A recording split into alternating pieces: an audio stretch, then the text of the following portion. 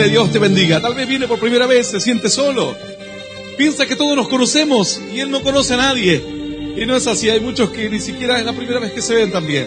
Toma asiento, vamos a compartir palabra de Dios hoy. Esta es una palabra muy buena, porque cuenta la experiencia de un varón que le tocó atravesar adversidades, situaciones difíciles, como cada día todos tenemos que enfrentar diferentes adversidades. De eso se trata la palabra, de eso se trata la bendición. Dice la Escritura que Dios le habla a sus hijos tocante a la fortaleza que vendría, a la esperanza que vendría. Ellos deberían entrar en un tiempo de esperanza, pero para entrar en un tiempo de esperanza tenían que ellos vencer. Si no vencían, entonces nada podría ocurrir.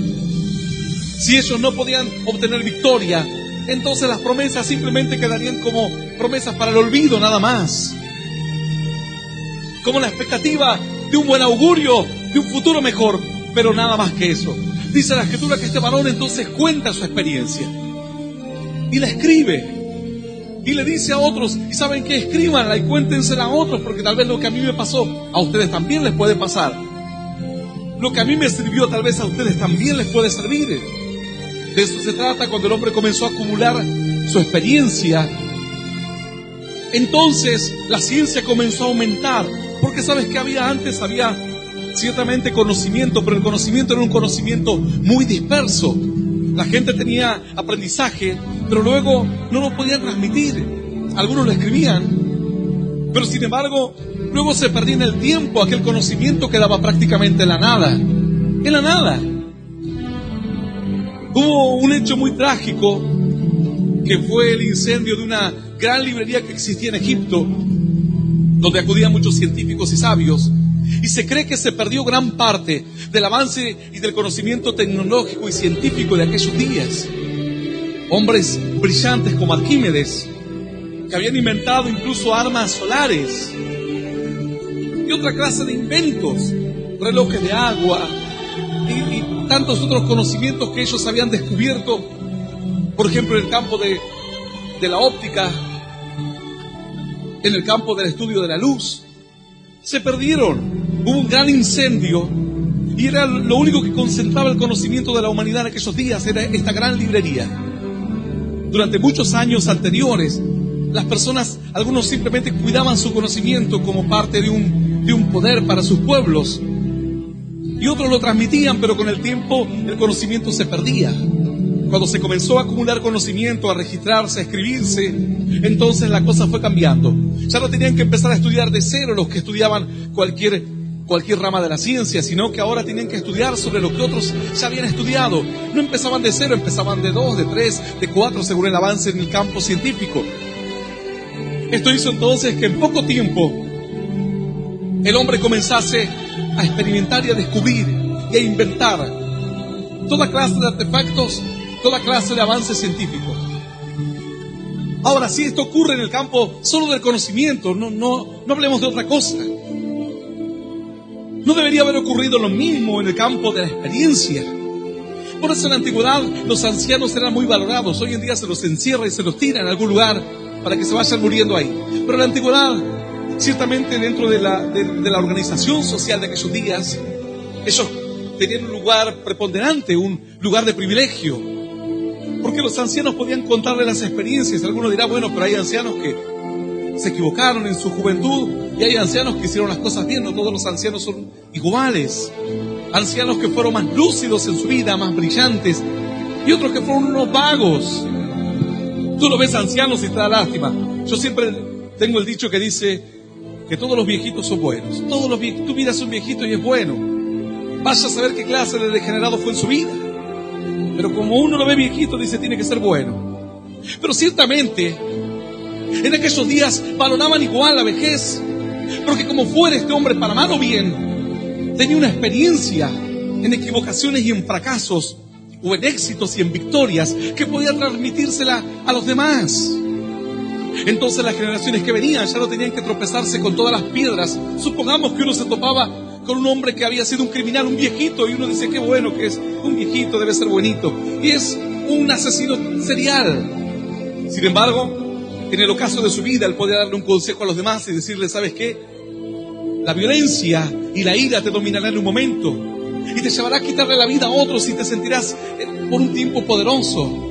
Pero luego al final de tus días morirás como yo en amargura, en tristeza, en un lugar solitario, en un lugar frío, en una conciencia de culpabilidad. Entonces, para mal o bien, las sociedades sabían sacar provecho de ese conocimiento. De experiencias malas o buenas, ellos iban a aprender. Sin embargo, la cultura fue cambiando, la gente fue cambiando. Y no hubo forma de acumular todas las experiencias. Por eso es que siempre las jóvenes dicen, mi abuela fue mamá soltera, mi madre fue mamá soltera y yo soy mamá soltera. Es como que no aprendimos nada. Es como que no aprendimos nada. Cierto varón decía, yo tengo una maldición que viene de generaciones. Una maldición. Mis bisabuelos eran adictos al pecado, adictos a los placeres prohibidos. Mis abuelos lo mismo, mi padre lo mismo. Y yo estoy en ese camino y en lugar de decir voy a aprender, no decía y no puedo escapar de esto. Porque es algo que viene de la familia, de las generaciones. Es como que pesa una maldición sobre nosotros. Y todos han caminado por ese camino de error. Y no hay forma que yo pueda esquivarlo porque ya las cartas están echadas. Ya el destino está así. ¿Cómo puede ser? En el conocimiento y en la ciencia, los hombres pasaron de la rueda de piedra a las ruedas de madera. De las ruedas de madera a las ruedas de metal. De las ruedas de metal a las ruedas de caucho. Y tú miras en cualquier campo de la ciencia, del conocimiento, se fue avanzando. Pero sin embargo, en las experiencias del hombre, parece que no, que volvemos a repetir los errores del pasado, todos los mismos errores. Los crímenes se siguen repitiendo, las adicciones, los tropiezos. Hemos vencido, por así decirlo, a muchísimas enfermedades. Ya ahí no hay plagas que maten a millones como ocurrió en Europa. Millones de personas murieron solamente por la peste negra. Y en la época medieval. Ciertamente ya no se muere, es difícil que se muera alguien de una gripe, por ejemplo. Sin embargo, la gripe era terrible años atrás. Y así toda clase de enfermedades. Hoy, tal vez teniendo un problema en la vesícula, puedes ir al médico, te puede solucionar este asunto en un par de días. Antes la gente se moría de una peritonitis, de una infección, de cosas que hoy parecen simples. Digamos que en diferentes campos hemos vencido. Pero sin embargo, hay otras áreas de la vida en las cuales aún no hemos vencido. Y seguimos siendo derrotados una y otra vez. En la familia parece que la derrota se vuelve a repetir una y otra vez. Este varón tuvo una experiencia y él dijo, yo la voy a compartir. ¿Para qué? Para que otros aprendan. Para que otros, cuando se encuentren en mi situación, entonces ellos tengan una experiencia distinta. Para que ellos comprendan. Dice la Escritura así en el libro de 2 de Samuel. Esto lo escribió el salmista David. Esta es la experiencia de su vida. Lo que él puede compartirnos en esta hora. En el capítulo 22, libro de 2 de Samuel, en el versículo, vamos a leer solamente el versículo 17 y el versículo 18, y leemos esta palabra en el nombre del Padre y del Hijo y del Espíritu Santo. Dice el Señor, envió desde lo alto y me tomó, me sacó de las muchas aguas, me libró de poderoso enemigo y de los que me aborrecían, aunque eran más fuertes que yo. Me asaltaron en el día de mi quebranto, mas Jehová fue mi apoyo. Esto es palabra viva y poderosa de parte de Dios. Y la vamos a recibir con un aplauso glorioso, glorioso y más glorioso que suba hasta la eternidad de los cielos, toda alabanza y toda oración. Aleluya. Dice esta palabra, cuenta la experiencia que tuvo el salmista. Él dice así, me libró del poderoso enemigo, de los que me aborrecían, aunque eran más fuertes que yo. Él comienza a hablar de un enemigo que es más fuerte, de un enemigo poderoso. Él dice, el enemigo ciertamente era poderoso, pero sin embargo Dios pudo librarme. Dice la Escritura así, verso 18, me libró de poderoso enemigo y de los que me aborrecían, aunque eran más fuertes que yo. Me asaltaron en el día de mi quebranto, me tomaron cuando estaba débil, entonces me vencieron, porque yo no pude pelear más, porque no me pude defender más, porque no tenía recursos, porque no tenía formas de salir adelante. Eran más poderosos, eran más fuertes. No conforme con que eran más fuertes, no te atacaron en tu fortaleza. No peleó un fuerte contra un fuerte. Primero peleó un fuerte contra un débil, y ni siquiera esperó a que estuviese débil. Peleó un fuerte contra un débil enfermo. Por eso dice la Escritura, el salmista dijo: me asaltó mi enemigo que era más fuerte que yo. Ya era más fuerte de por sí. Pero luego continúa diciendo la Escritura así, en el verso 19: me asaltaron en el día de mi quebranto, cuando estaba quebrado, partido en dos. Si antes era débil, ahora que estaba partido a la mitad, no tenía chance, no tenía oportunidad. Jamás podría haber vencido. Jamás. Era imposible para mí vencer, dijo el salmista. El salmista habla de un enemigo poderoso, fuerte, y de un enemigo implacable, que no va a pelearle en el momento en el que el otro adversario esté bien, sino aun cuanto el adversario sea débil, va a esperar su quebranto, la gran desgracia, para asaltarle, para tomarle de repente, por sorpresa. Así hay personas que dicen: yo creo que en la vida me va a ir bien. El enemigo, cuando te tome, te tomará por sorpresa, y te tomará en el momento más difícil, en el momento en que tú menos te lo imagines. Ahora, ¿por qué el salmista escribe esto? Porque él quiere transmitir a los demás, a otra persona que se encuentra en una situación similar, que entienda que tiene que luchar con enemigos que son más poderosos, que entienda que tiene que luchar con enemigos que son más fuertes, y que aún ese enemigo va a esperar el momento de debilidad y será implacable en el momento de su quebranto para completamente destruirle. El salmista dijo: yo no tenía oportunidad, yo no tenía chance alguna. Sin embargo, dijo él, dice la Escritura así: me asaltaron en el día de mi quebranto, mas Jehová fue mi apoyo. Él cuenta cómo él sale adelante, cómo él sobrevive a toda adversidad. Él cuenta su experiencia, porque a alguien le puede servir. Tal vez en esta hora hay personas escuchando este mensaje que dicen: pastor, yo me encuentro peleando una batalla muy dura. Yo no sé cuál será tu enemigo. Todos tendremos diferentes enemigos. Para algunos el enemigo será la depresión, el vicio. Para otros serán los problemas familiares. Para otros ciertamente su enemigo será la tristeza, la frustración, la pobreza. Para otros su enemigo será la carnalidad. Pero de una u otra manera la palabra del salmista vuelve a estar viva hoy. Tenemos que enfrentar una batalla en la cual estamos viendo que no la vamos a ganar. De entrada, de partida, ciertamente el enemigo ya nos saca una ventaja muy grande. ¿Cómo ganaremos esa batalla? ¿Cómo vencerás? El joven se para ante un mundo despiadado y dice: ¿cómo voy a vencer? Que no hay forma de vencer. No hay forma de vencer. Es imposible vencer sin Dios, es imposible. El salmista dijo, alguno dirá: bueno, pero tal vez el que está hablando esto, capaz que era un vago, que decía: me venció la pobreza, pero yo me levantaba a las 4 de la tarde a buscar trabajo todos los días. O tal vez alguien piensa, dice, quizás el que escribió esta historia era un cobarde, alguien que dijo: me venció mi enemigo, porque ciertamente lo miré desde lejos y vi que traía arma, escudo, espada, y fui y me escondí en mi casa. No, ciertamente el que escribe esta historia, este salmo, este cántico, es David. Aquel joven que estuvo dispuesto a enfrentarse a toda adversidad. Aquel joven que salió a la batalla. Aquel que arriesgó su vida en cada proyecto, que puso su vida en todo lo que emprendía. Muchos de nosotros emprendemos proyectos y queremos vencer en nuestro andar diario, pero sin embargo no ponemos todo de lo nuestro, sino que lo empezamos como titubeantes, como dubitativos, como para ver qué pasa. Aquellos días eran días inciertos para David, pero David dijo: yo voy a salir al campo de batalla y voy a hacer lo que tenga que hacer. Si tengo que arriesgar mi vida, la voy a arriesgar. Si tengo que morir en la batalla, moriré en la batalla, pero moriré intentándolo, peleando. Por eso fue tan importante esto, y se escribió para que alguna generación algún día abra esta escritura y lea en el libro de Segunda de Samuel, en el capítulo 21, capítulo 22. Dice: cántico de liberación de David, y comienza a leer todo lo que David escribió al respecto.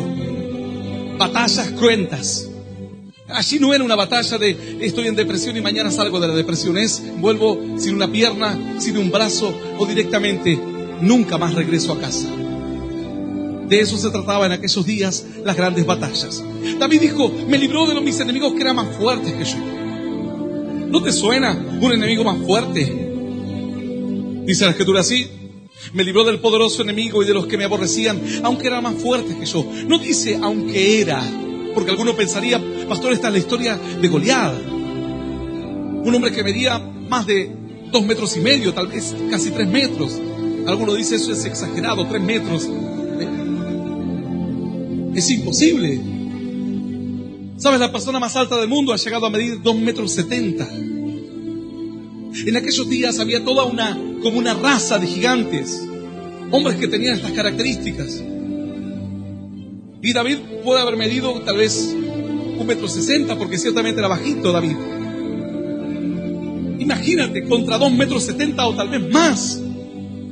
Digo 2,70 metros porque la humanidad conoce ese tamaño en un ser humano. Tranquilamente podría haber sido 2,90 metros. Para él, ciertamente fue un gigante, era algo imposible vencer. Aparte era una persona entrenada en batalla y él era un pastor de ovejas.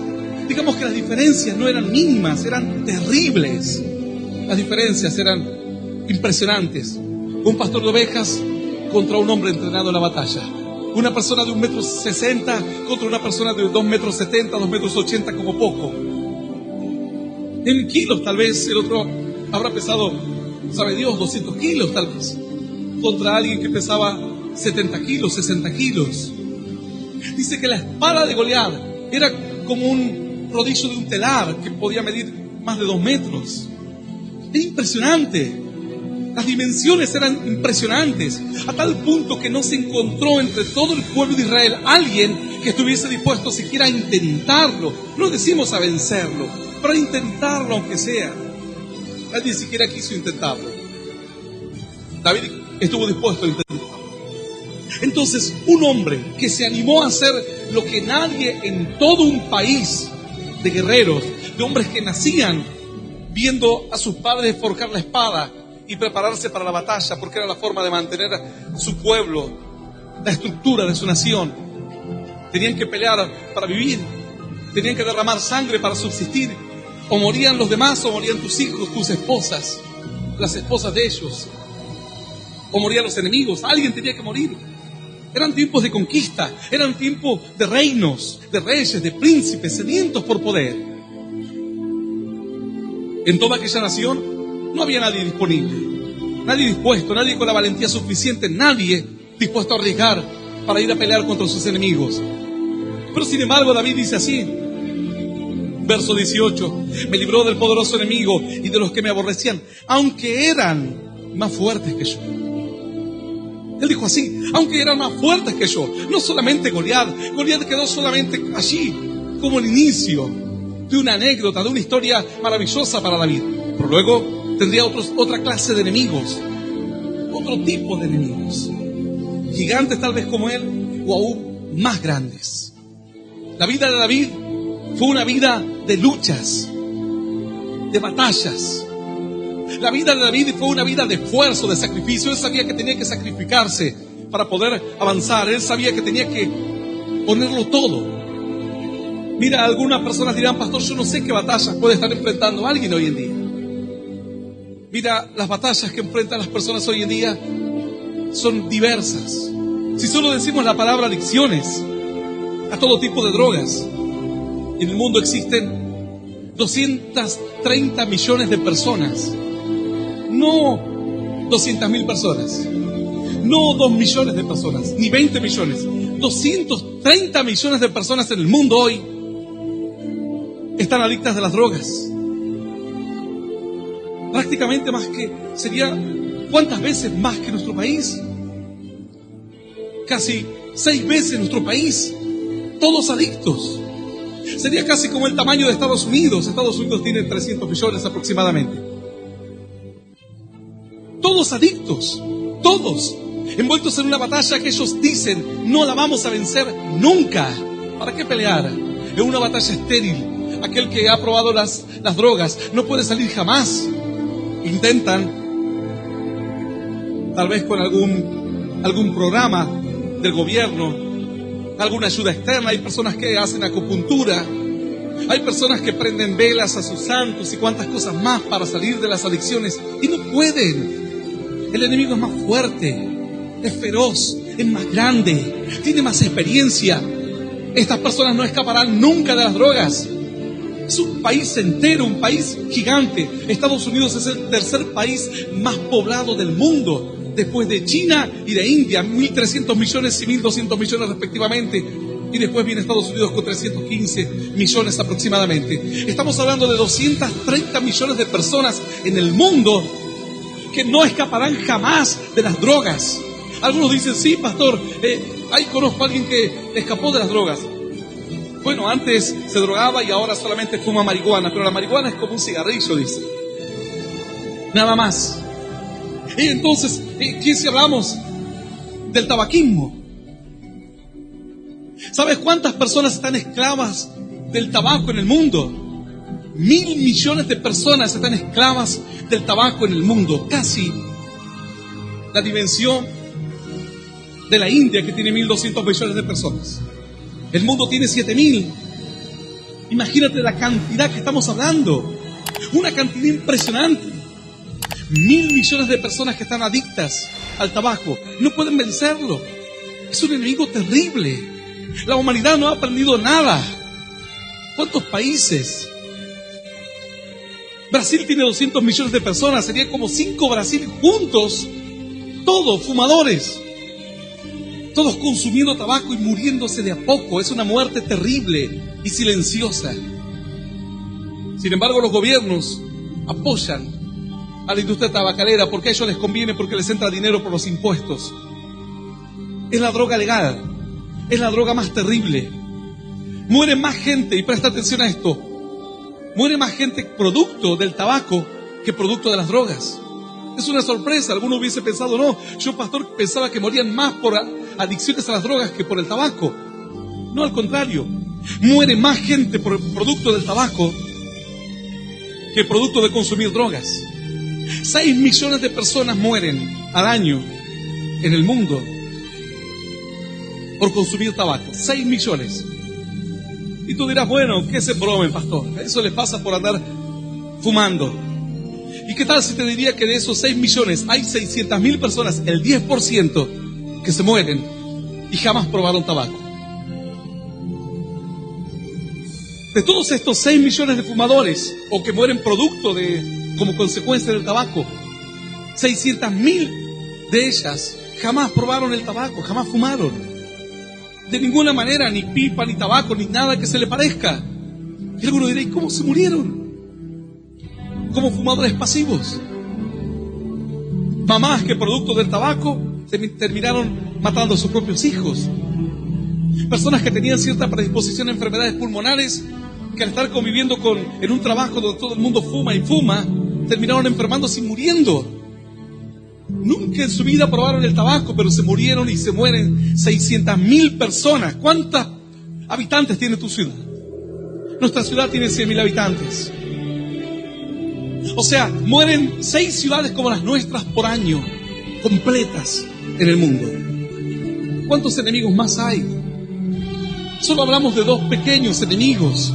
¿Cuántos enemigos más? El salmista dijo, yo he enfrentado muchos enemigos en mi vida. No estoy hablando tan solamente de Goliat. Estoy hablando de muchos enemigos en mi vida. Enemigos que eran más fuertes, enemigos que yo no podía de ninguna forma vencerles. Era imposible. Pero sin embargo, dijo él, Dios me ayudó. Y este es el momento en que tú entiendas este mensaje. Dice la Escritura así. Verso 18 en el capítulo 22 del libro de Segunda de Samuel. Me libró de poderoso enemigo y de los que me aborrecían, aunque eran más fuertes que yo. Me asaltaron en el día de mi quebranto, mas Jehová fue mi apoyo. Continúa diciendo la Escritura, puedes seguir leyéndolo en tu casa todo el pasaje. Y me sacó a lugar espacioso, me libró, porque se agradó de mí. Ahora un hombre valiente te dice el secreto de su valentía. Un hombre valiente te comenta, te comparte el secreto de su victoria, de sus victorias. Y esto dice, este es el secreto de mis victorias. En una oportunidad, Los filisteos, después de que David se estableció como rey, pasaron muchos años, había tenido grandes victorias, grandes batallas, pero una de las características de David era que él aprendía a pedir ayuda a Dios y a apoyarse en el cielo cuando veía que sus batallas eran difíciles. Hay batallas que tú las puedes librar. Ordenar tu casa, criar a tus hijos. Cierta hermana, cuando terminamos una reunión hace un par de semanas, dice: pastor, este se porta mal, ¿qué hay que hacer? Le dice, ¿va para la oración o es un problema de padres? Y yo le digo, mira, cuando los hijos se portan mal, por lo general, en un 99.9%, es un tema de los padres. No tiene nada que ver. Hay casos, sí, de niños que han caído bajo maldiciones. Niños que han estado poseídos. La Biblia habla de un muchacho endemoniado. Yo he podido orar por liberación de jóvenes cautivas, niños cautivos por demonios. Pero en el 99% de los casos, cuando un hijo se porta mal, cuando un hijo tiene una conducta terrible, la responsabilidad es de los padres. Y el padre le dirá: pastor, es que yo no sé cómo criar hijos. Capacite, se vaya, pregunte, busque un libro, busque alguna información de cómo poder criar a su hijo. Nadie nace sabiendo. Ese no es el pecado. El pecado es cuando uno sabe que es escaso, que es falto, que no tiene la capacidad para poder criar sabiamente a sus hijos y no hace nada para buscar de cambiar o revertir la situación. El salmista sabía que había situaciones que él las podía cambiar, pero había otras batallas que él no podía hacer nada. Habían pasado muchos años de la historia de Goliat, de la historia de las batallas, había sido coronado rey, había vencido a muchos enemigos, mas un día los filisteos se levantan contra David. Aprovechan de juntar fuerzas, preparan una batalla durante mucho tiempo, forjan sus armas, sus escudos, preparan su ejército. No iban a arriesgarse a una aventura y tal vez que les salga mal. Entonces esta vez la prepararon bien. Era el momento preciso. Los filisteos eran adversarios y fueron adversarios constantes. De hecho, hasta el día de hoy, donde la gente dice, si alguien pregunta, ¿dónde estaban los filisteos antes, pastor? ¿Dónde vivían? Los filisteos eran lo que actualmente es Irak, Siria, Turquía, Egipto. ¿A dónde estaban? Los filisteos estaban en lo que actualmente es Gaza.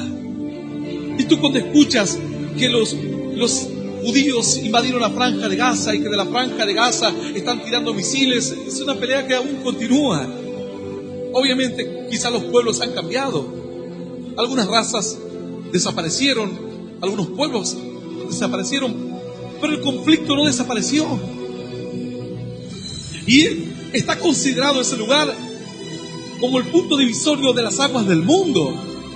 Los que están a favor de uno y a favor de otro. Los que están a favor de una forma de vida y a favor de otra forma de vida.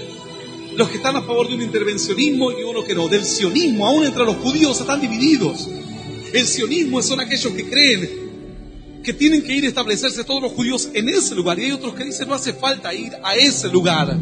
Somos judíos y buscamos a Dios en cualquier parte del mundo. Entre ellos están divididos. Una vez hablé con alguien y me decía: no, iba por la ruta y levanté a un muchacho que no sé a dónde iba, y cuando comencé a hablar con él, era un judío, y él me comenzaba a hablar un poco también del entorno de lo que viven ellos, de la realidad que viven hoy. Ciertamente los filisteos en aquella época se prepararon y tuvieron su gran oportunidad, al punto tal que David tuvo miedo. No es malo tener miedo a fracasar en el matrimonio. No es malo tener miedo a que tal vez la enfermedad se apodere de ti. Lo malo es cuando el miedo te domina a tal punto que te deja sin poder reaccionar. A veces, por el temor a la enfermedad de un hijo, tú te acercas a Dios y ese temor te salvó la vida. A veces, por el temor a fracasar o el temor a arriesgar todo, no has emprendido tal vez negocios que eran terriblemente malos, y en ese caso cierto temor ha sido bueno para ti, te ha salvado. El temor a una joven a irse y escaparse con una persona que conoció hace un par de días le ha librado de que tal vez termine en un lugar de trata de personas donde lo obliguen a prostituirse. Y a veces el temor te ayuda a buscar otra solución, porque sabes que tú ya no tienes más los recursos para pelear. David dice que en ese momento tiene miedo y busca un consejo de Dios y llama a los varones de fe, a los profetas, a los que van a hablar de la palabra del Señor, y les dice: quiero que me des una palabra. ¿Qué haré? Porque ciertamente los filisteos ahora se han levantado con gran fuerza y con gran poder, y son más fuertes que nosotros. No tendremos oportunidad. Subiré a atacarlos. Vino la respuesta de Dios y le dijo: no subas a atacarlos, rodéalos, rodea, esquiva la batalla ahora y espera que yo actúe, le dijo Dios. Y cuando tú estés allí cerca de ellos, tú acamparás cerca de las balsameras, que era una especie de arbustos grandes como árboles, donde proviene la palabra bálsamo, el bálsamo. Y dice: cuando tú escuches sobre las balsameras el sonido del viento golpear fuertemente allí aquellos árboles, aquellos arbustos, entonces entenderás que ahora yo estoy contigo y saldrás a la batalla y vencerás. Y así lo hizo David, un hombre acostumbrado a pelear, un hombre que no le tenía miedo a nada ni a nadie, pero sabía que los enemigos esta vez eran más fuertes, que él se encontraba en desventaja. Entonces, como sabio y prudente que era, entendió que no podía emprender esa lucha solo. Tú no puedes emprender la lucha contra el alcohol solo. No puedes.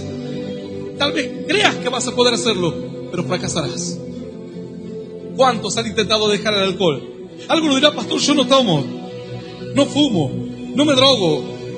Y el carácter de depresión, y el carácter de tristeza,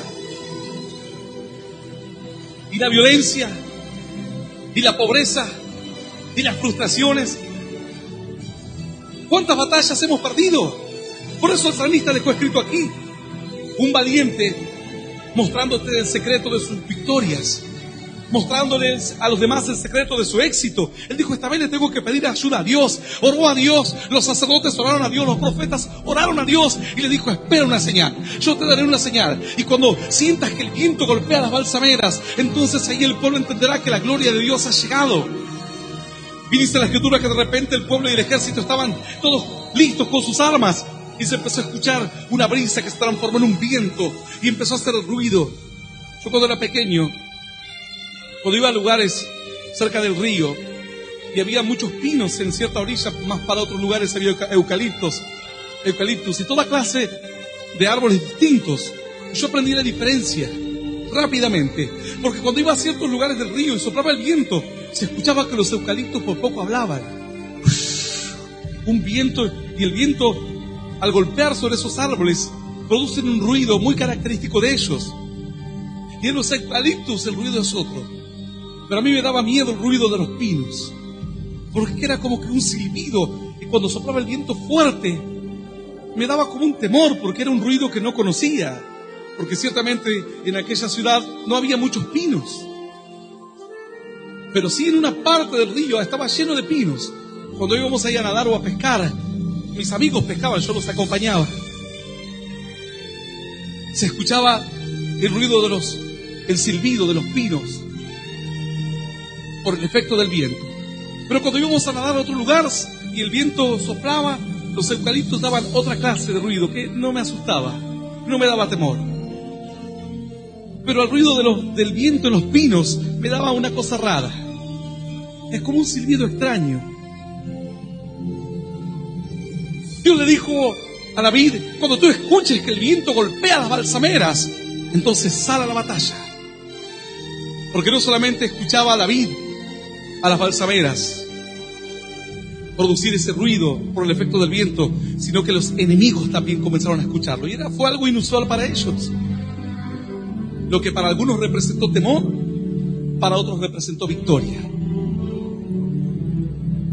Cuando era un poco más pequeño,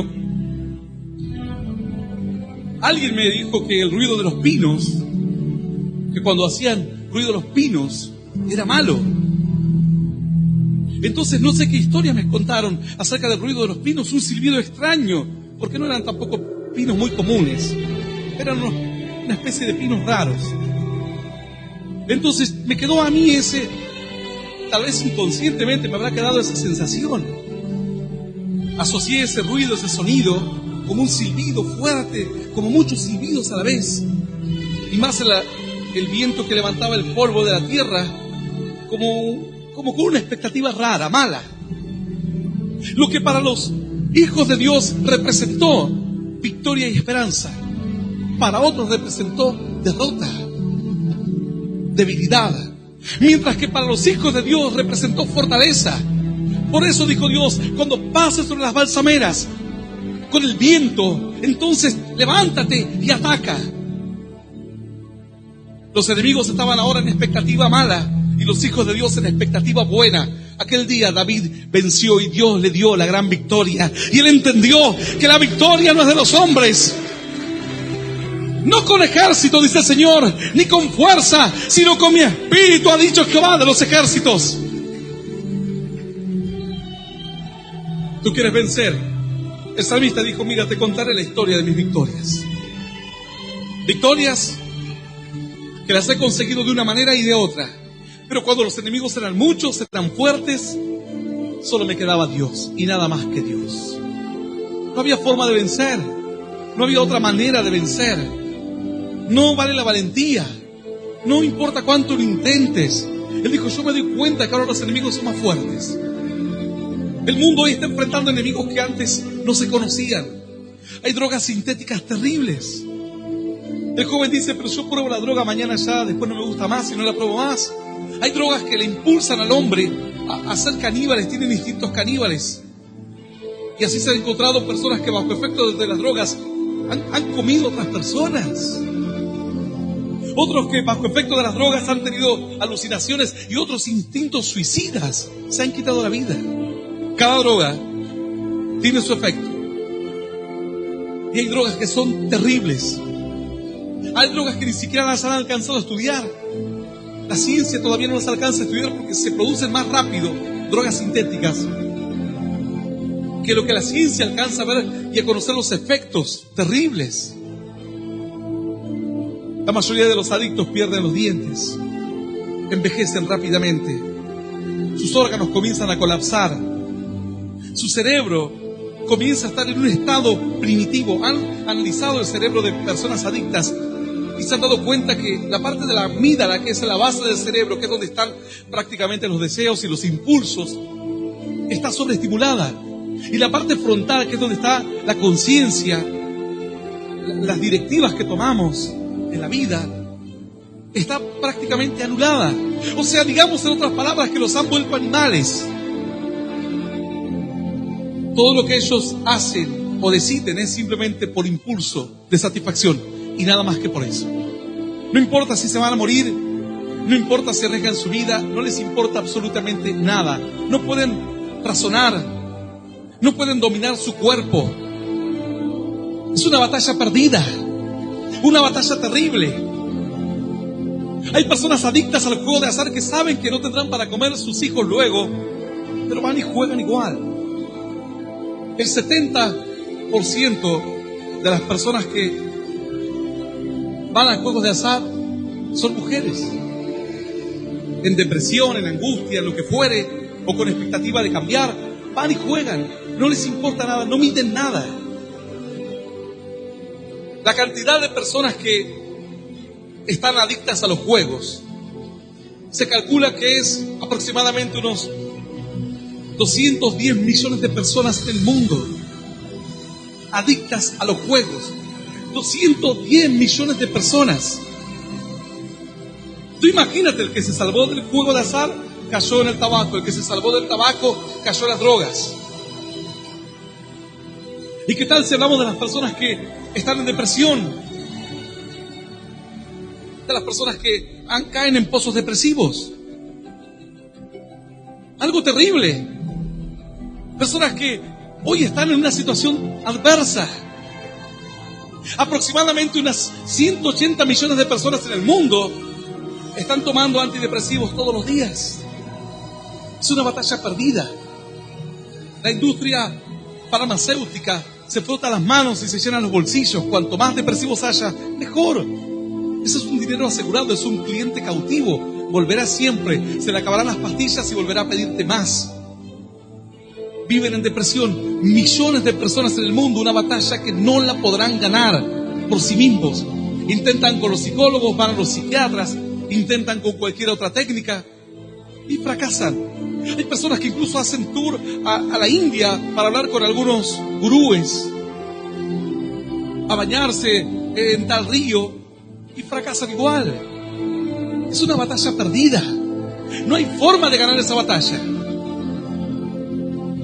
Qué terrible y qué triste. ¿Sabes? 1/3 de la población mundial, de 7.000 millones de personas,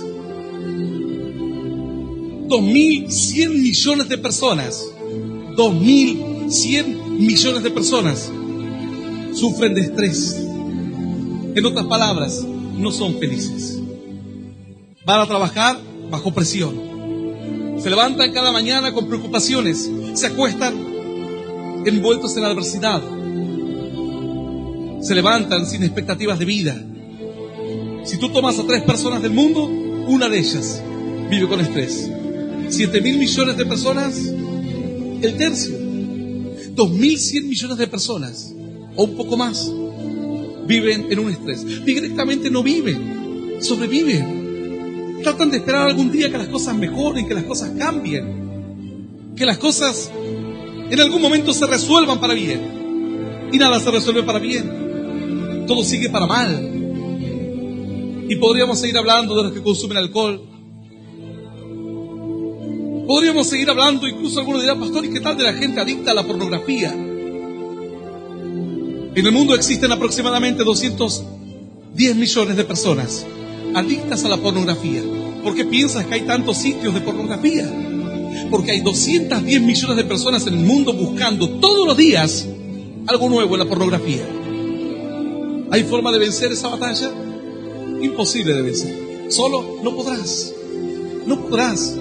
Podríamos hablar de la adicción a la comida. Personas que pesan 300 kilos, 400 kilos. Personas que le han declarado enfermedades a raíz de la obesidad que tienen.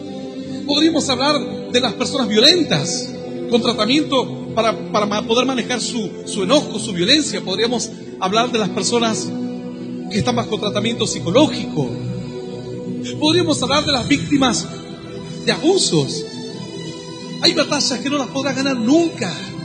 Podríamos hablar del porcentaje de matrimonios fallidos y fracasados en el mundo. ¿Entrarás tú ahí adentro de esa estadística? Las estadísticas pueden hablarnos mucho acerca de cómo estamos viviendo hoy en día. Jovencitas que no se sienten felices con su cuerpo. No les gusta su nariz, no les gusta sus pómulos, no les gusta su frente, sus ojos, su cuerpo, el color de la piel, no les gusta su voz, no les gustan sus padres, no les gusta su sociedad, no les gusta su pueblo, no les gusta nada. Y algunos dirán, a ver, pastor, y usted dígame, por ejemplo, hay adictos a los juegos electrónicos. En Japón hay 5 millones de personas adictas, solo en Japón. Multiplícalas por todos los demás países. Adictas a los juegos en línea. Incluso ha habido casos de jóvenes que han muerto, no uno, ni dos. Cantidad de jóvenes que perdieron literalmente la vida por estar más de 24 o 48 horas jugando en línea, online. Batallas perdidas, batallas que no se pueden ganar por sí mismo. El salmista dijo, yo a esta batalla le pedí ayuda a Dios. Le pedí a Dios ayuda. Dice la Escritura que en una oportunidad el pueblo de Judá salió a la batalla y en un momento el pueblo se enfrentó con un enemigo e iban ganando, estaban contentos los hijos de Dios, luchaban y peleaban. Pero a alguien se le ocurre mirar para atrás y se le vino el mundo abajo. Porque cuando ve para atrás, mira la retaguardia, tenía la misma cantidad que tenía y estaba luchando enfrente, que a duras penas podían pelear contra ellos. Los tenían en la retaguardia, en la parte de atrás. Cuando ellos vieron ese panorama, dijeron, ya estamos muertos aquí. Aquí se acabaron nuestros días. ¿Sabes lo que hicieron los hijos de Dios?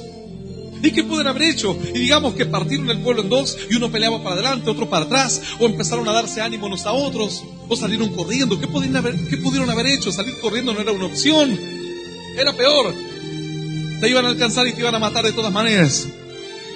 Dice que los hombres más sabios, los hombres que conocían el secreto para resolver batallas perdidas. Este mensaje es acerca de batallas que están perdidas. Familias que ya están camino al divorcio. Tienen que escuchar lo que el salmista dijo. Es una batalla perdida. ¿Cómo vencer? ¿Cómo salir adelante cuando enfrento batallas que ya las tengo perdidas de antemano?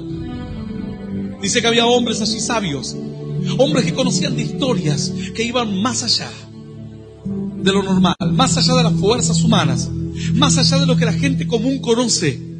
Y ellos dijeron, lo único que nos queda ahora es gritar y clamar a Dios.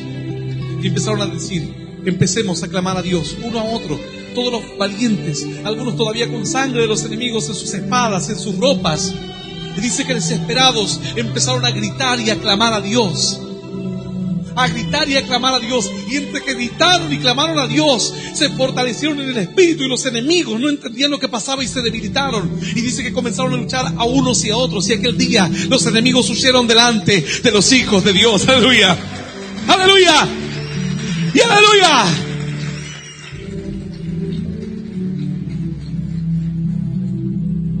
Hay batallas que nunca las podrás vencer. Y tienes que saber desde ya esto en la vida. Estas son las batallas perdidas. David dijo, este es el secreto de mis batallas y de mis batallas perdidas.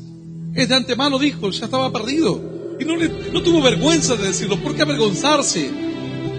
Algunos dicen, no, yo nunca voy a reconocer que las cosas me van mal.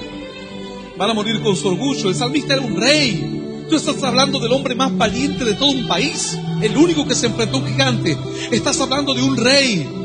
Estás hablando del único que expandió el reino y luchó contra todos los adversarios a su alrededor. Estás hablando también de un músico. Y es algo contrario, ¿cierto? Un músico guerrero. Por lo general los músicos tienen las manos como nenas, porque no quieren agarrar ni la pala siquiera. No todos, algunos de ellos. Y yo te digo con conocimiento de causa, porque desde mi juventud fui músico y veía a muchos que ni siquiera te daban la mano por poco. Pero aquí estás hablando de un rey valiente y un músico. Alguien que pudo tener los dos aspectos. El poder expresar con su alma y con su corazón lo que sentía adentro. El poder invocar a Dios, el poder ser espiritual, pero el también ser esforzado y valiente. Y usar todas las herramientas disponibles a su alcance para lograr los objetivos. Dice la Escritura así, capítulo 22, libro de 2 de Samuel, verso 18 más. Me libró de poderoso enemigo y de los que me aborrecían, aunque eran más fuertes que yo. Me asaltaron en el día de mi quebranto, mas Jehová fue mi apoyo. ¿Qué de aquel que hoy está queriendo dejar el alcohol? ¿Qué de aquel que dice, nací en un lugar pobre y moriré como un pobre? Nací en medio de la ignorancia y moriré así, ignorante. No tengo expectativas de vida porque soy feo, porque veo en las películas que los lindos triunfan, los feos no triunfan. Y es cierto, se han hecho estudios al respecto y la gente mejor parecida tiene muchísimas más posibilidades de conseguir trabajo. Pero ¿sabes? Cuando los números cantan y hablan, y yo como hombre de negocios que también soy, a veces dicen, vamos a tomar a alguien. Y me dicen, ¿a cuál tomamos? Ya le hemos hecho una prueba a este y a la otra. Allí está la gordita, la negrita, la peticita, la flaquita, la modelo, la que trae su fotito del Facebook. Yo le digo, ¿quién vendió más? Tal persona, toma esa. La que vendió más. ¿Y qué importa si es modelo o no? No la contratamos para que mire su rostro. Los demás miren su rostro. La contratamos para que produzca. Aun cuando parece una batalla perdida, con el respaldo de Dios te podrás abrir camino en la vida. Ciertamente han llegado incluso a la presidencia de la nación o en lugares importantes como en el Banco Mundial, en el FMI, mujeres. Y si tú miras, no son modelos. Se han abierto camino como pudieron. Ahora Dios dice, cuando tú enfrentes batallas perdidas, yo te daré mi fortaleza. Cuando tú sientas que no tienes la autoestima necesaria para buscar trabajo y para salir adelante, porque sientas que tu nariz, que tu color de piel, que eres fea, que eres gorda, que eres petiza, o lo que fuere, clámame a mí. Clama a mí, dice el Señor, y yo te responderé y te enseñaré cosas grandes y ocultas que tú no conoces. ¡Aleluya! ¡Y aleluya! Si no, pregúntale a aquel varón que durante toda su vida intentó dejar el alcohol. El alcohol fue su batalla perdida. Fue incluso a una iglesia y trató de vencer el alcohol, pero sin a la religión, porque nunca conoció a Dios de verdad. Ahora lo único que hacía era tener una religión nueva, pero llegaba a su casa y se emborrachaba, golpeaba a sus hijos, golpeaba a su mujer.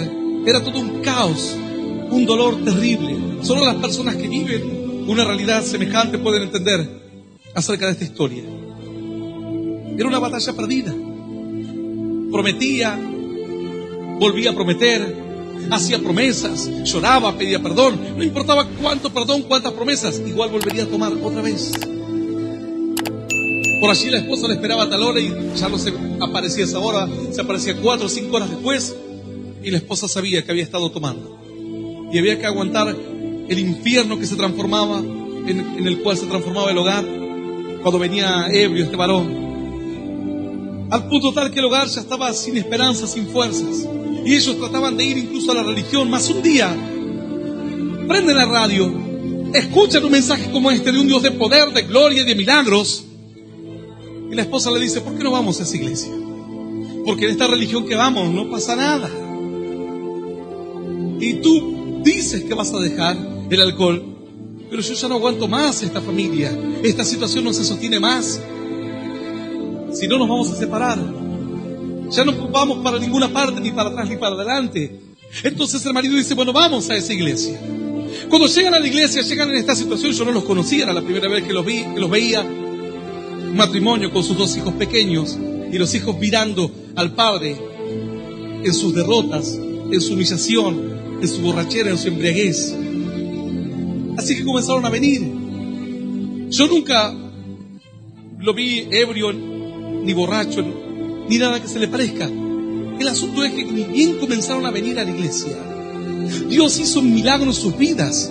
A los pocos días este varón no volvió a tomar nunca más. Sus hijos han estudiado, se recibieron, su hogar fue bien constituido. Dios hizo el milagro. Le ayudó con los enemigos que eran más fuertes que él. Yo no sé cuál sea tu enemigo. Yo no sé cuál sea tu batalla perdida. ¿Cuál será tu batalla perdida? El alcohol, las drogas, la tristeza, el estrés, la infelicidad. Hay países, cuando hicieron un estudio acerca de los países que eran más felices, se llevaron una gran sorpresa. Hay países que tienen mucho dinero, pero cuya gente, cuyos habitantes no son felices. Entonces no es solamente el dinero, o que vivas en una casa mejor o tengas un auto mejor. Y dijeron: no puede ser. Siempre pensamos que el dinero hace la felicidad, o al menos lo ayuda, como se dice comúnmente. Pero aquí hemos visto países pobres y que son felices, y países superpoderosos cuyas familias y cuyos habitantes están tristes, no pueden conseguir la felicidad. Para ellos es una batalla perdida.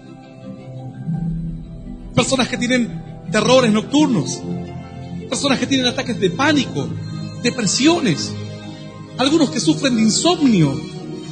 A nuestra iglesia han llegado muchísimas personas que sufrían de insomnio. Así le pasó a un varón, no pudiendo dormir todas las noches, no sabía qué hacer cuando estás cansado. Sientes que tu cuerpo no da más y te acuestas diciendo: ahora duermo. Y de repente los ojos se abrían como 2 faroles y no podía dormir. Y decía: bueno, me doy vuelta para acá, pienso que me estoy durmiendo, me doy vuelta para allá. Y cuando pienso que estoy dormido, abro los ojos y todavía estoy despierto. Digo: voy un poquito más. A veces uno tarda en dormirse un poquito más, me relajo, no pienso en nada, trato de sacar las preocupaciones de la mente y espero. Y de repente pienso que ya estoy entredormido, abro los ojos y estoy despierto. Y ya han pasado 2 o 3 horas. Así le pasó a este varón. Horas en las noches en los cuales no podía dormir. Lo peor de todo es que alguno dirá: bueno, pero a mí también me pasa, pastor, a veces con los hijos. Este varón a las 6 de la mañana se tenía que levantar para ir a trabajar. Y eran las 4 de la mañana y no podía pegar un ojo. A veces se tomaba pastillas para dormir y a veces resultaba, y otras veces ni siquiera con pastillas. Y así fue. que tratando de inventar cosas raras todas las noches. Luego se iba a su trabajo, destruido obviamente, y volvía peor. Era todos los días, no era un día. Algunos habrán experimentado insomnio tal vez un día en la vida, 2 días o una vez al mes. Este varón era todos los días. Parece que Satanás le había agarrado los ojos y le había puesto pegamento para que no se cierren más. Era una batalla perdida para él. Y alguna vez se ponía a escribir, a mirar televisión, a hacer cualquier cosa. El asunto es que cada vez esto era peor. Su carácter cambiaba, su estado de ánimo cambiaba, su rendimiento en el trabajo cambiaba. Todo cambiaba, para mal. Así que en medio de la noche, cuando Satanás se enseñoreaba y se bailaba en la pieza diciendo: a este lo voy a matar. ¿Sabes que una de las torturas que se practicaron en la Segunda Guerra Mundial, y experimentos también, fueron someter a las personas a un insomnio inducido? Las tenían despiertas durante muchos días enteros. No las dejaban dormir. Después de algunos días las personas se quebraban y ellos pensaban que de esa forma se quebraban y doblegaban su voluntad. Pero la gran mayoría de estos quedaban locos. De hecho, conocí a una persona que un día vino a la iglesia y de repente hablo con un hermano. Le digo: ¿usted conoce a esa persona? Sí, me dice. ¿Está entero o está más o menos? No, dice, está mal. ¿Sí? Sí, está mal de la cabeza. ¿Y usted desde cuándo lo conoce? ¿Siempre estuvo así? No, dice él. Esta es una persona normal. Cierto día empezó a trabajar y a pegar. Estaba pegando como alfombras en una casa y no sé qué otros trabajos más. Y se quedó una madrugada completa sin dormir. Y el otro día, para cumplir, también se quedó sin dormir. Más el efecto de todo lo que pegaba, él dice, aparentemente fue eso. Después, con los días, ya le costaba dormir. Y empezó a acelerarse y en un momento perdió control de su vida. Se enloqueció mal. A tal punto que quedó inservible. Ahora usted lo ve bien, dice. Yo lo veía que estaba loco. Dice, no, está bien ahora. No sabe lo que era antes. Hubo experimentos al respecto. Experimentos terribles. Que la gente incluso se quitaron la vida. Algunos. Y otros quedaron locos. Quitarle el sueño a una persona es algo terrible. No un día. Tú puedes estar un día, 2 días. O durmiendo un poco más o menos. Satanás bailaba en la casa de este varón todas las noches porque apenas lograba dormirse 2 horas, 3 horas, 4 horas como mucho. Y era un sueño acumulado por días y por semanas. Hasta que entre tanto que no sabía qué hacer, buscó de escuchar alguna radio. ¿Y qué escuchó? Escuchó palabra de Dios. ¿Cuál palabra? La palabra del salmista. La palabra que decía: Dios te ayudará a vencer en tus batallas perdidas. Y te ayudará a derrotar a un enemigo que es más fuerte que tú. No importa cuán fuerte sea el enemigo, vendrá el enemigo como un río, dice la palabra, mas el Señor plantará bandera contra él. Luego él se paró diciendo: pastor, y el Señor me libertó, el Señor me sanó, el Señor me devolvió la vida. ¡Aleluya! ¡Y aleluya! Dice la Escritura así: me libró de poderoso enemigo y de los que me aborrecieron, aunque eran más fuertes que yo. Yo quiero leerte algo, aunque va a parecer un poco largo para ti, pero presta atención, porque alguno dirá: ¿y cómo lo hace Dios, pastor? Dígame. Yo sé que ahora usted dice que Dios va a vencer por mí, pero va a vencer así como por una palabra de ánimo nada más, como por en la predicación que tengo ahora. ¿Es eso nomás lo que hará Dios por mí? ¿O seré parte de la estadística mala en el mundo? El salmista no sabía cómo, hasta que un día recibió en su espíritu cómo se movía Dios. Y lo escribió. Dice la Escritura así, en el verso 22, habló David a Jehová las palabras de este cántico, el día que Jehová había librado de la mano de sus enemigos y de la mano de Saúl. Dijo: Jehová es mi roca, mi fortaleza y mi libertador. Dios mío, fortaleza mía, en él confiaré. Mi escudo y el fuerte de mi salvación, mi alto refugio. Salvador mío, de violencia me libraste. Invocaré a Jehová, quien es digno de ser alabado, y seré salvo de mis enemigos. Me rodearon ondas de muerte y torrentes de perversidad me atemorizaron. Ligaduras del Seol me rodearon, tendieron sobre mí lazos de muerte. En mi angustia invoqué a Jehová y clamé a mi Dios. Él oyó mi voz desde su templo y mi clamor llegó a sus oídos. La tierra fue conmovida y tembló y se conmovieron los cimientos de los cielos.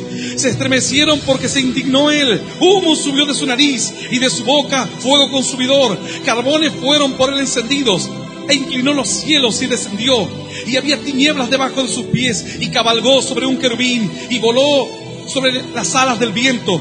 Puso tinieblas por su escondedero alrededor de sí, oscuridad de aguas y densas nubes. Por el resplandor de su presencia se encendieron carbones ardientes, y tronó desde los cielos Jehová, y el Altísimo dio su voz, envió sus saetas y los dispersó, y lanzó relámpagos y los destruyó. Entonces aparecieron los torrentes de las aguas y quedaron al descubierto los cimientos del mundo. A la reprensión de Jehová, por el soplo del aliento de su nariz, envió desde lo alto y me tomó, me sacó de las muchas aguas, me libró de poderoso enemigo y de los que me aborrecían, aunque eran más fuertes que yo. Me asaltaron en el día de mi quebranto, mas Jehová fue mi apoyo. Esto es palabra viva y poderosa de parte de Dios también. Y le damos un aplauso glorioso, y más glorioso todavía. Yo te invito a que te pongas de pie hoy. Es un pasaje terrible. El salmista decía, ¿cómo hace Dios las cosas? Que luego empezó a entender cómo hacía. Dijo, la oración llegó a sus oídos, y de repente el cielo fue sacudido y la tierra tembló. Dios comenzó a soplar, así como un animal resopla cuando se prepara para la batalla. Y dice, y de su nariz salieron carbones encendidos. Puso tiniebla por su escondedero para que el enemigo no le viese. Y voló, tomó un querubín, dice la escritura, un ángel alado, se montó sobre él y descendió. ¿Cómo descendió? Dice que inclinó los cielos. Ahora los cielos estaban inclinados y descendió Dios a toda marcha a los cielos. Dispersó a mis enemigos, sacudió los cimientos de la tierra para ayudarme a mí. ¿Cuánto amor? ¿Tú piensas que este mensaje es así nomás?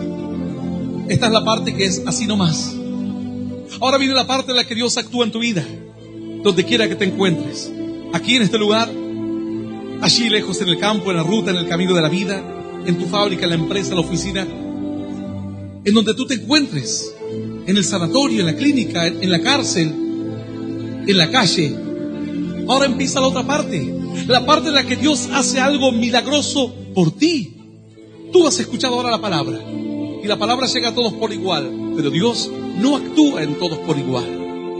En cada uno actúa en una forma distinta, porque cada uno tiene una necesidad distinta y cada uno tiene una batalla perdida distinta.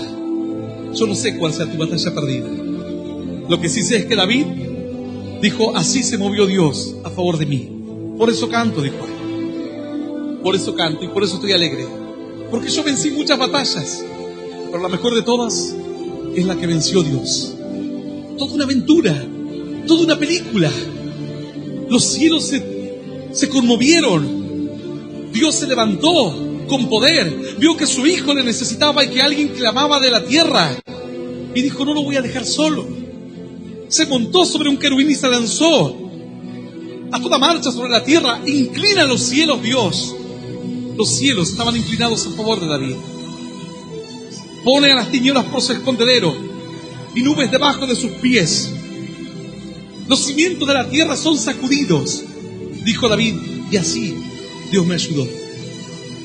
Así, de otra manera, no podría haber vencido. Tal vez estés enfrentando una enfermedad terrible. Dice Dios, yo me moveré por ti. Esta palabra es la parte más sencilla. Ahora viene la parte más importante, la parte en que Dios te escucha y actúa por ti. Si hoy pudiese preguntarle a cada persona que está aquí qué es lo que hizo Dios por tu vida, no terminaríamos más. Si tomase a cada persona en cada cruzada de milagros, a veces alcanzamos a tomar pocos testimonios, no terminaríamos más. La gente queda impactada cuando escucha los testimonios, no lo pueden creer, ni los médicos lo pueden creer. Aquellas personas que hoy decidan no solo escuchar esta palabra, sino tomar el consejo del salmista, de un gran luchador, con una batalla perdida por delante. Tal vez tiene su juicio perdido. Y tú dices, pastor, yo confío en mi abogado porque es el mejor del mundo. No. Mira, Nosotros que sabemos de leyes, te podemos decir, no hay ningún abogado mejor del mundo. Van y le dicen, toma, te voy a dar 50.000 y haz que pierda el caso, y el otro abogado se lleva otros 50.000 y vamos con el secretario del juez, con el juez, y ya está todo arreglado. Y tú sales perdiendo. Pero dice la Escritura que hay un abogado. ¿Qué abogado tenemos ante el Padre que siempre te defiende? Él nunca perdió un caso. Tú dirás, pastor, yo soy... ¿Vio como Satanás? Bueno, así soy un Satanás en chiquitito. Todo lo malo que a usted se le puede ocurrir en la vida, todo eso hice. Por eso sé que estoy condenado. Pero conozco un abogado que te va a defender. Y te va a defender bien. Dice la Escritura que abogado tenemos ante el Padre. Hijitos míos, dice la Escritura, si hubieres pecado, abogado tenemos ante el Padre, a Jesucristo, y un juez justo en los cielos. Él sabrá darte la victoria hoy. Por eso voy a invitar a aquellas personas que nunca aceptaron a Cristo en su corazón y que hoy decidan aceptarle, que cierren sus ojos donde quiera que se encuentren. Y si estás dispuesto a recibirle hoy como tu único Salvador y Dios personal, puedes repetir esta oración en voz audible después de mí, que dice: Señor Jesús, Señor Jesús, en este momento te recibo en mi corazón, como mi único Dios, y Salvador de mi vida. Te pido perdón por todos mis errores y por mis pecados. Quiero que me ayudes a conocerte, a seguirte y a hacerte fiel. Señor, anota mi nombre en el libro de la vida eterna y ayúdame a vencer mis batallas perdidas. Señor, pelea por mí, batalla por mí, sálvame y líbrame del enemigo que es más poderoso que yo. Yo te doy gracias por morir por mí en la cruz, por darme vida eterna y por hacerme un hijo tuyo. En el nombre del Padre, del Hijo y del Espíritu Santo de Dios. Amén. Amén.